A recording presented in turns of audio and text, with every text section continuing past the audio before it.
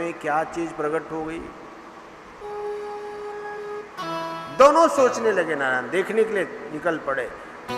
और वो ऐसा शिवलिंग था, ये चमत्कार था, भगवान शंकर का चमत्कार था। वो शिवलिंग को खोजते खोजते खोजते बहुत गए और अंत में नारायण दोनों आ गए। भगवान विष्णु और ब्रह्मा जी दोनों वापस आ गए। भगवान विष्णु ने कहा कि भैया मैं तो जान नहीं पाया, ध्यान देकर देना भैया, ये बड़ी गहरी बात है, ये बड़ी गहरी बात है। भगवान विष्णु ने कहा कि भैया ब्रह्मा हम जान नहीं पाए, ये कौन है, क्या है, इसका आदि क्या है, इसका अंत क्या है, जान नहीं पाए। ब्रह्मा जी ने झूठे ही मूठ बोल दिया, नारायण हमने जान लिया है। आदमी कई बार अज्ञान में होता है लेकिन ज्ञानी होने की ढींगे हाँकता है और वो बहुत सम्मानजनक नहीं माना जाता है। भाई आपको नहीं आता है तो बोल दो ना नहीं आता है। हाँ, एक बार की बात है, मैं अक्सर जब भी प्लेन में यात्रा करता था तो पहले वो एक सीख मिलते थे, कुछ प्लास्टिक के चम्मच है, काटने वाला, ऐसे कई सारी चीज़ें एक पाउच बना करके देते थे वो। और उसमें एक प्लास्टिक की सीख होती थी नारायण, वो लंबी लंबी। मैं हमेशा सोचता था ये क्या है, ये क्या है, लेकिन मेरे को मालूम नहीं हो रहा था कि वो चीज़ क्या है। वर्षों वर्षों वर्षों हो गए नारायण। और जब भी मैं यात्रा में होता तो वो मेरे को देख करके प्रश्न उठता था कि भैया ये क्या है, और पूछे किसको फिर, क्योंकि आदमी इसलिए पूछना नहीं चाहता है कि पूछेंगे तो सामने वाला बेवकूफ समझ लेगा। बहुत बार आदमी नारायण इसलिए नहीं पूछता है कि हमारी मूर्खता प्रकट हो जाए। आपको नहीं आए तो पूछना चाहिए, और एक बार आप पूछ लो तो आपकी मूर्खता खत्म होगी नारायण, आपका अज्ञान टूटेगा, आप ज्ञानी बनोगे। लेकिन आदमी सोचता है कि मेरी मूर्खता प्रकट होगी, मेरी मूर्खता प्रकट होगी। मेरे बगल में एक व्यक्ति बैठा हुआ था, मैंने उसको पूछा कि भैया तुम कहाँ जा रहे हो। उन्होंने कहा महाराज मैं दिल्ली का हूँ और हर महीने में एक बार मैं इंदौर आता हूँ, इंजीनियर हूँ मैं, इंजीनियर, और कहीं बहुत बड़ा प्रोजेक्ट चल रहा है उसको जांचने के लिए मैं जाता हूँ। हम दोनों की दोस्ती हो गई नारायण। मेरे को लगा चलो कि इसी को पूछ लेता हूँ ये क्या है। तो मैंने उनको पूछा कि भैया ये सारी चीजें तो मालूम पड़ी लेकिन ये चीज मालूम नहीं पड़ी, ये सीख क्या है। वो बड़ा हंसा नारायण, बड़ा हंसा हो, और हंसते हुए उन्होंने कहा स्वामी जी मेरे को भी मालूम नहीं है। तो मैंने उनको पूछा कि भाई तुम्हारे मन में ये प्रश्न नहीं उठा क्या कि मैं एयर होस्टेस को पूछ लूं ये क्या है। उन्होंने कहा मेरे मन में तो जरूर आया लेकिन मैंने इसलिए नहीं पूछा, ये मेरे को बेवकूफ समझ लेगी। बात नारायण वो बिल्कुल वही सोच रहे थे, इसको कैसे पूछूं मैं, छोटी सी चीज है और ये मेरे को अनपढ़ा समझ लेगी। मैंने उनको बोला कि भैया ये अज्ञान ढोना अच्छा नहीं है, भले ही छोटा हो चाहे बड़ा, ध्यान देना भैया, चाहे बड़ा अज्ञान हो कि छोटा अज्ञान, वो बहुत लंबे समय तक ढोना अच्छा नहीं होता है। यदि आपको मालूम नहीं है तो आप उस अज्ञान को तोड़ो, ढो नहीं। नारायण वो बड़ा प्रसन्न हो गया, उन्होंने कहा मैं आज पूछता हूँ। और जैसी एयर होस्टेस आई नारायण, उन्होंने पूछा, बोले ये क्या चीज है, इसका उपयोग क्या है। अरे उसने बहुत प्रसन्नता से कहा आप जब पानी में दूध डालते हो, दूध पाउडर डालते हो तो उसको हिलाने की सीख है, बोलिए।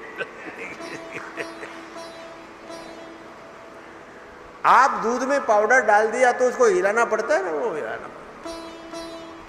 बात तो बहुत छोटी सी थी, ज्ञान बहुत छोटा था, अज्ञान बहुत लंबे समय से ढो रहे थे। आप टेक्नीशियन है नारायण, आपको समझ में न आए बात तो दूसरे को पूछ लेना चाहिए। आप दूसरे को भी नहीं पूछोगे और आप काम करते रहोगे, आप अज्ञान ढोते रहोगे और मशीनें बिगाड़ते रहोगे। आपको नहीं आए तो आपको बोल देना चाहिए, भैया हमको नहीं आता है, आपको गाड़ी चलाना नहीं आए, और आप बोलोगे नहीं नहीं मेरे को गाड़ी चलाना आती है, और गाड़ी में बैठ गए, आप क्या करोगे? अब आपको गाड़ी चलाना नहीं आती है तो जो नहीं आती है वो चीजें सीख लेना चाहिए, दूसरे को पूछना चाहिए।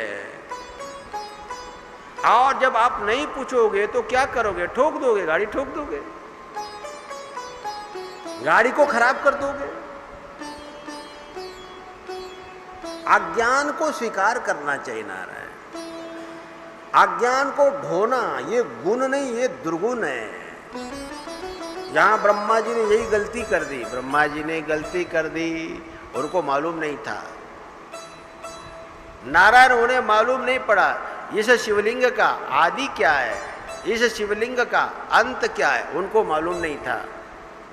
और उन्होंने कहा मेरे को मालूम है, बोले इसका आदि देख के भी आया हूँ और इसका अंत देख के भी आया हूँ। ये बात किसको बोली उन्होंने? भगवान विष्णु को बोली। और भगवान विष्णु देखो उन्होंने कहा कि भैया मेरे को ये बात समझ में नहीं आई, इसका आदि क्या है ये भी मैं जान नहीं पाया, और इसका अंत क्या है ये भी मैं जान नहीं पाया। और ये दोनों बातें भगवान शिव सुन रहे थे, और भगवान शिव को मालूम था नारायण कौन सही बोल रहा है और कौन झूठ बोल रहा है। वहां भगवान शिव प्रकट हुए, और प्रकट होकर के भगवान विष्णु को उन्होंने कहा वाह वाह आप तो बहुत अच्छे हैं, आपने अपना अज्ञान प्रकट कर लिया। आप नहीं जानते थे तो आपने सत्य बोला कि मैं जान नहीं पाया। और ब्रह्मा जी ने नारायण नहीं जानते हुए भी बोला मैं जानता हूं। ये भगवान ने उसको अच्छा नहीं माना है। भगवान ने कहा कि भैया तुमने गलत बोला है, तुमने झूठ बोला है, नहीं जानने के बाद भी तुमने बोला कि मैं जानता हूं। भगवान शिव की कृपा ब्रह्मा जी के ऊपर नहीं हुई, शिव जी की कृपा नारायण भगवान के ऊपर, वही विष्णु के ऊपर। बड़ा सुंदर ये प्रसंग है, आपको समझना है, आपको इन कहानियों से सीखना है नारायण। आज बता दिया सत्य निष्ठा जीवन में कैसी होना चाहिए। यहां पर यह बताने की यहां पर आवश्यकता नहीं कि कौन बड़ा और कौन छोटा, आपको केवल ये बताना है नारायण आपके जीवन में सत्य निष्ठा होना चाहिए। ब्रह्मा से विष्णु को बड़ा माना गया क्योंकि उन्होंने सत्य निष्ठा को प्रकट कर दिया, और ब्रह्मा को विष्णु से छोटा कहलाया गया क्योंकि उनके जीवन में सत्य निष्ठा नहीं आ पाए। आदमी बड़ा होने से बड़ा नहीं होता है, आदमी अपने आचरण से बड़ा होता है।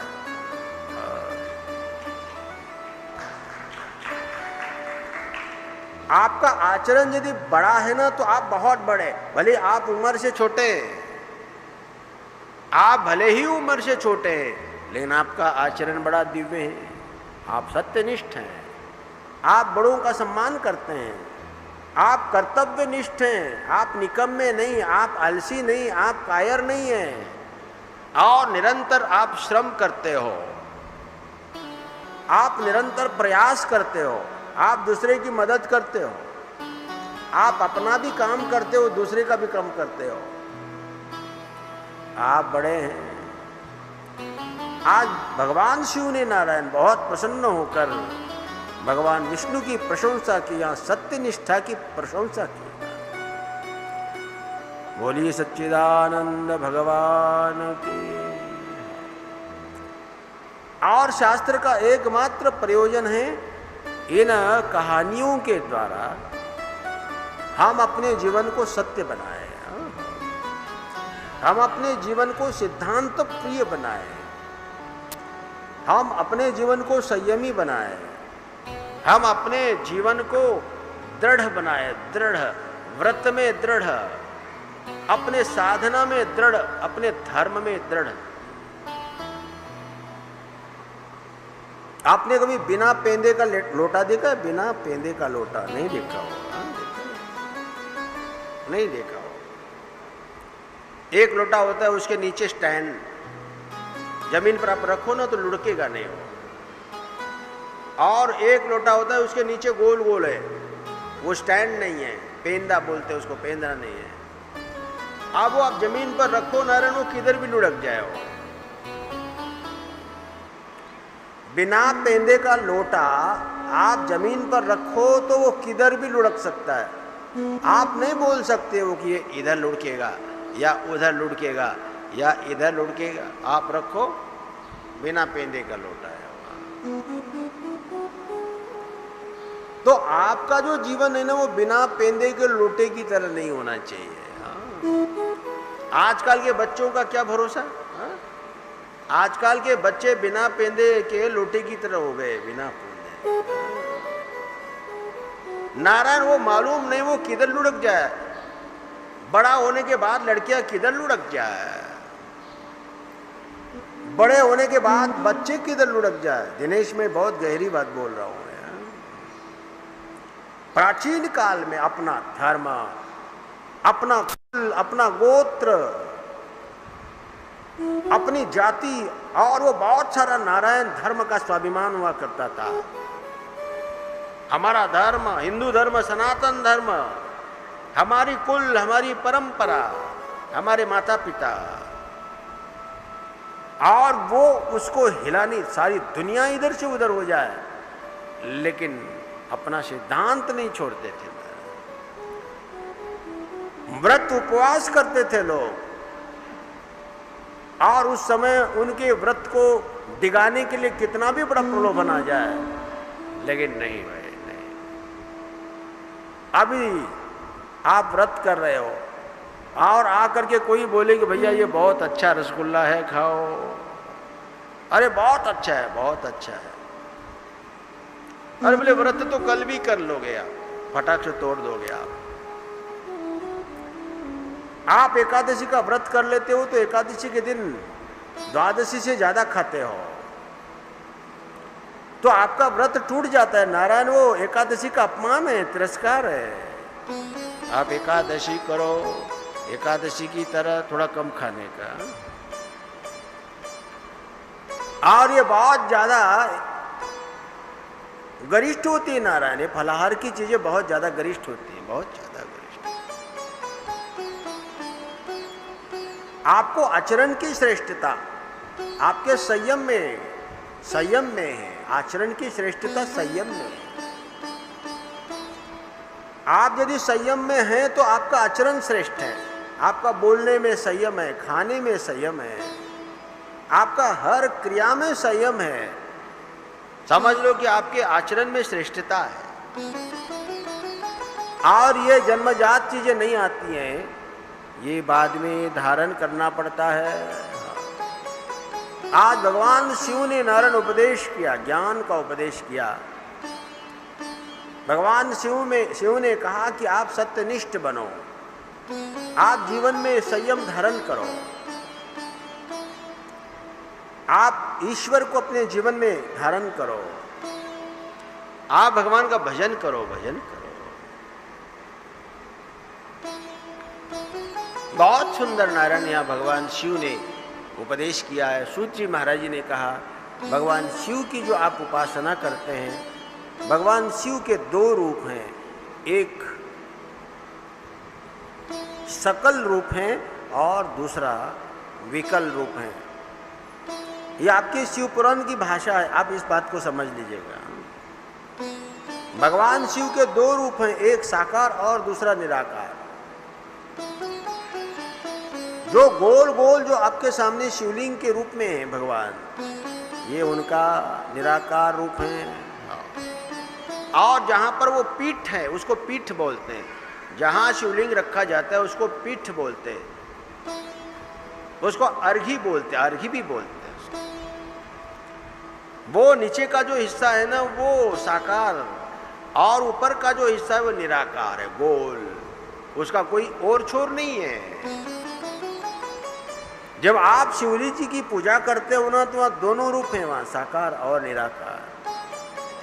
उसको सकल बोला, सकल, कल माने कलाएं, माने ढेर सारी जो कलाएं हैं, आकार है वो साकार है, वो अर्घी का जो पीठ का हिस्सा है, और जो ऊपर का हिस्सा है नारायण, वो निष्कल, कला रहित, आकार रहित, गुण रहित, निर्गुण निराकार। आपके सामने जो शिवलिंग है ये कोई सामान्य प्रतीक नहीं है। आप जब उसकी उपासना करते हो तो साकार निराकार दोनों आ जाते हैं उसमें एक साथ, और वो दो रूप हैं, एक मां का, एक पार्वती का रूप है, दूसरा शिवजी का रूप है। शिव और शक्ति समाविष्ट, उस शिवलिंग के पूजन में शिव और शक्ति समाविष्ट है। और जब आप शिवलिंग बनाते हो ना तो वो त्रिकोण भी होते हैं, चतुष्कोण भी होते हैं। जो नीचे वाला जो हिस्सा है ना, कई बार हमने देखा चतुष्कोण भी मिलते हैं, कई बार वो त्रिकोण भी होते हैं। नीचे वाला हिस्सा आप त्रिकोण भी बना सकते हो, आप चतुष्कोण भी बना सकते हो, आप उसको गोल भी बना सकते हो। और खटवांग के रूप में, जैसे खटिया का पहिया होता है ना, थोड़ा ऊपर बड़ा और आगे छोटा छोटा होता जाता है। वो अभी जितने भी आपको शिवलिंग देखते हैं ना वो खटवांग के आकार में, आप जहां भी शिवलिंग देखते फिर गोल होता है, और उसके बाद थोड़ा सा आगे हिस्सा होता है जलारी का। सूर्य महाराज जी ने कहा कि आप किसी भी आकार के शिवलिंग की स्थापना करो, और स्थापना करके उनका पूजन करो।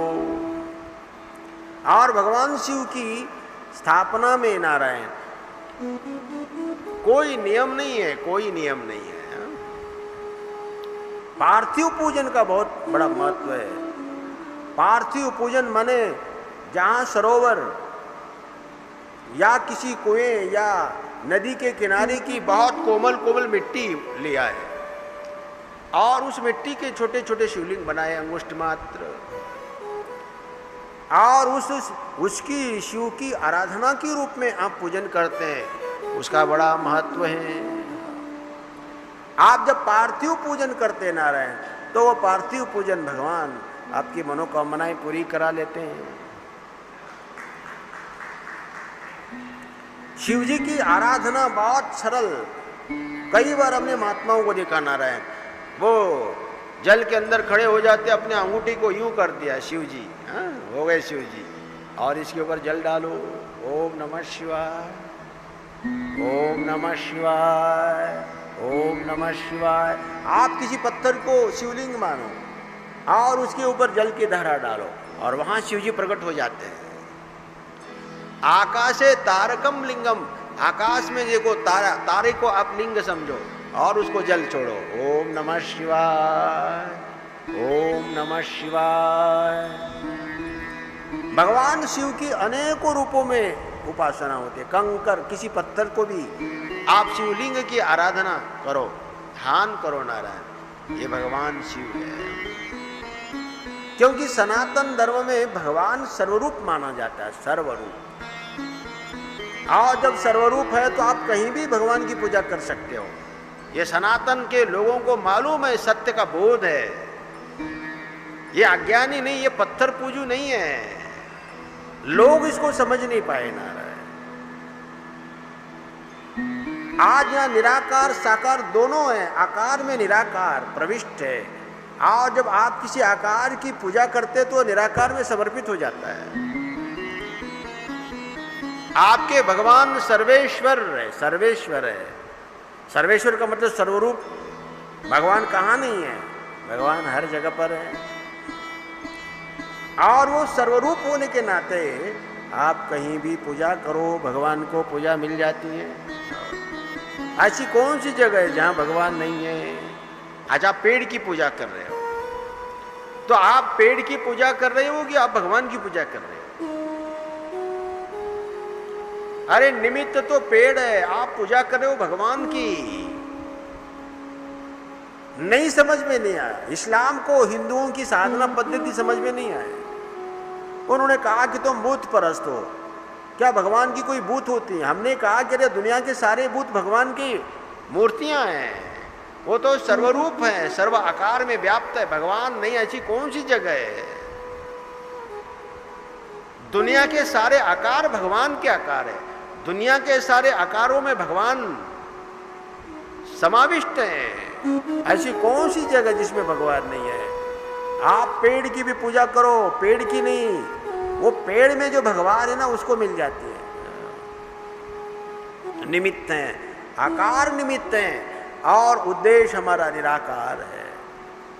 आप भगवान शिव की उपासना करो, आप अपने घर में अंगुष्ठ मात्र शिव की स्थापना करो नारायण, और रोज उनके ऊपर जल धारा चढ़ाकर आप उनकी आराधना करो। ओम नमः शिवाय, ओम नमः शिवाय, ओम नमः शिवाय।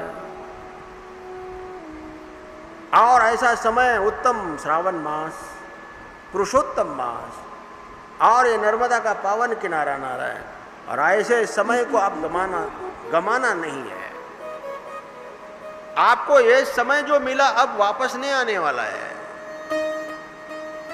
अब ये 3 तारीख से 9 तारीख आपके पास आई, अब ये दोबारा नहीं आने वाली है। अब ये समय बीत गया नारायण, बीत गया, वापस नहीं आने वाला है।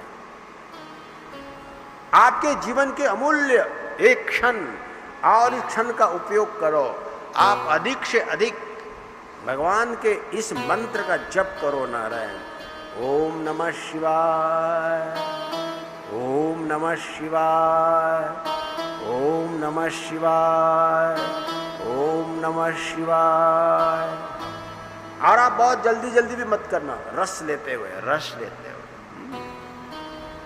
आप जप करो, रस लेते हुए। ओम नमः, आपका मन जुड़े, आपकी बुद्धि जुड़े, आपका तन जुड़े ना रहे उसके साथ। ओम नमः शिवाय, ओम नमः शिवाय, ओम नमः शिवाय, ओम नमः शिवाय। प्राणों के साथ, प्राणों के साथ, मन के साथ, बुद्धि के साथ आप जप करो, और अवश्य भगवान की कृपा आपके ऊपर हो। अभी हम लोग भगवान के बहुत सुंदर नारायण अष्टक है उसका पाठ करेंगे, और उसके बाद फिर 2 माला अपना जप करके हम वाणी को विराम देंगे।